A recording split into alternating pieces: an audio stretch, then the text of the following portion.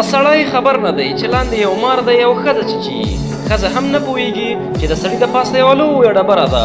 ښځه فکر کوي زه د غورځېدو په حال کې یم او زه نشم ختلی ځکه چې مار ما چیچي.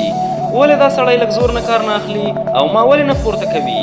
سړی فکر کوي زه ډېر درد لرم، اوس هم چې څومره چې کولی شم دا باید پورته کړم، مګر هغه څه نه کوي چې یو څه راپورته شي. ټول وزن په ما اچولی دی. له ویډیو څخه مو مطلب همدا دی چې ته د بل درد او درد نشي لیدلی او بل انسان ستا درد نشي لیدلی. ژوند همدا دی، که کار وي، که کورنۍ وي، که احساسات وي او که ملګري وي، باید هڅه وکړو چې یو بل درک کړو، یو بل ته پام وکړو، فکر کول زده کړئ. ډېر مشکلات په لږ فکر او صبر حل کېږي. ډېر اوږد مزل هم په اسانۍ سره ترلاسه کېږي. لوی مشکلات هم واړه ښکاري. غلط فهمۍ د ستونزو لوی لامل دی. تل د ځان او نورو لپاره مثبت فکر وکړئ.